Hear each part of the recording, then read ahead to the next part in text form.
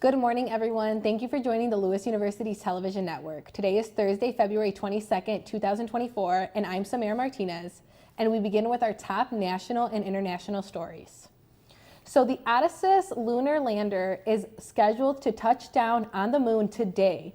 The uncrewed lander development by NASA and Houston-based Intuitive Machines launched last Thursday. The goal is to land it near the moon's south pole. The spacecraft has a camera system called EagleCam to capture its descent. It also carries science and technology experiments that could help the future lunar landing missions such as Artemis 3. It's been more than 50 years since the United States landed a spacecraft on the moon. If the mission is successful, the lander will be the first commercially built craft to ever reach the moon. A number of Wisconsin's communities are coming together to search for a 3-year-old Wisconsin boy who has been missing since Tuesday. Police are calling Elijah View's disappearance an abduction. The search efforts, which now involve state and federal emergency response team, has police, firefighters, and a large number of volunteers conducting a search of the Two River area for the 3-year-old Elijah View. Many of those helping with the search for the young boy are parents themselves or work at the school. Elijah was last seen wearing gray pants and maybe carrying a red and white plaid blanket. Don McDowell has been formally charged with capital murder in the death of an 11-year-old Texas girl Wednesday. The Polk County District Attorney alleges McDowell murdered Audrey Cunningham and threw her body in a river. Police say McDowell was the last known person to see Cunningham before she disappeared last week in Livingston, Texas. Cunningham's body had been tied to a rock with a cord that was consistent with the rope found in the suspect's truck. Authorities say the 42-year-old is a family friend who lived on the property of Audrey's family. Court documents show McDowell was convicted in 2010 of aggravated assault with a deadly weapon and sentenced to nearly 4 years in prison. Up next, we will have your local news and later your entertainment news. I would if I could go back and change it all. I would. I think I'm gonna miss you the most. I'm sorry. I'm so sorry. I'm so sorry. Or maybe it's just the little moments. If I could go back and change it all, if I could go back, I would. But I can't.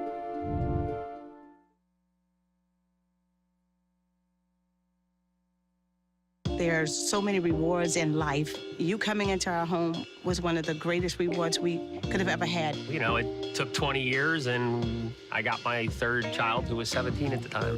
It's so cool to watch the adult that you've become, and you really have done as much for us as you think we've done for you.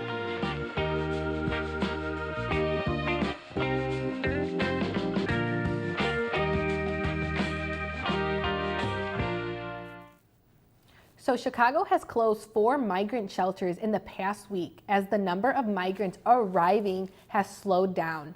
The shelters were located in the Loop, North Lawndale, Lakeview, and North Park, and at their busiest held around 400 people in total. 2 of the shelters, the Arnold Washington Library and the New Life Community Church in Lakeview, have closed before and reopened, according to a city spokeswoman. The Harold Washington shelter could reopen again if needed. Migrants from the other shelters were moved into different shelters. The lull in arrivals follows a decrease in the number of people crossing the U.S. southern border, according to the Department of Homeland Security data. Around 176,000 people crossed in January, down from nearly 302,000 in December. Crossings are expected to increase again in early March. An Illinois judge has set a new trial date for the suspect in the 2022 Highland Park massacre. The trial is now scheduled to begin February 24th of next year. Robert Crimno is accused of opening fire at a 4th of July parade, killing 7 people and injuring 38. Crimno's trial was previously set to begin next week, but the date was changed after he requested once again to be represented by a public defender. When we return, we will have your entertainment news.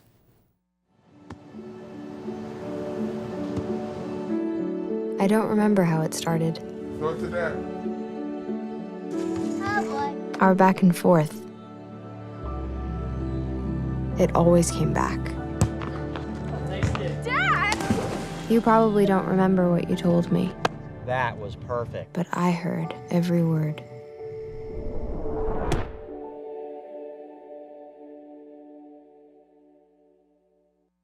Meet the scan, a simple procedure whose mission is to detect lung cancer early.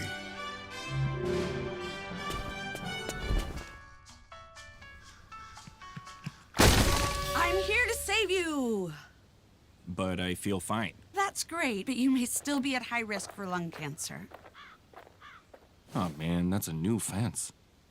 If you smoke, early detection could save your life. Learn more at savedbythescan.org.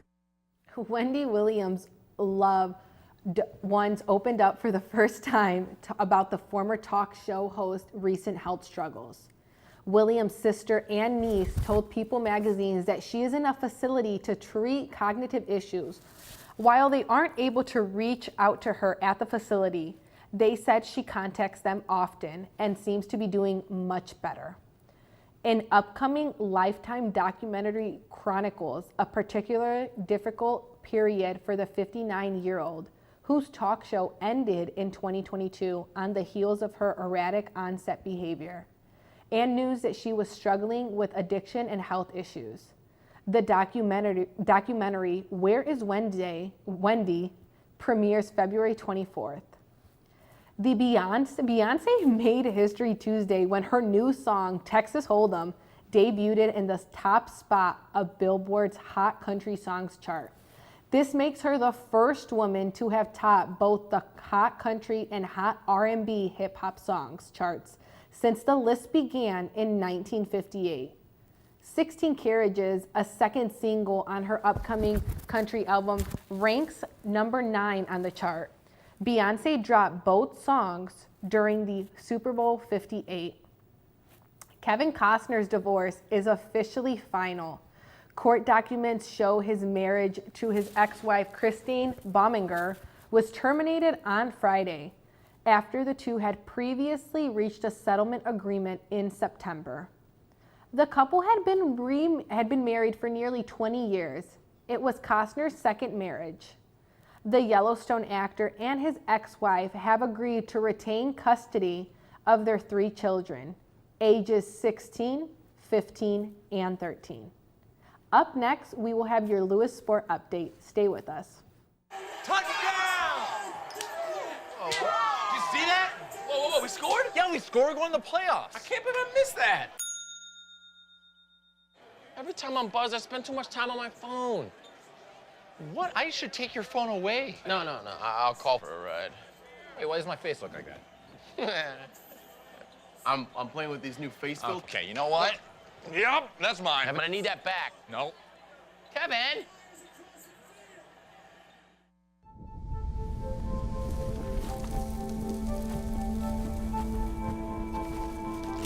Eva Marie smoked 12,000 packs of cigarettes over 15 years.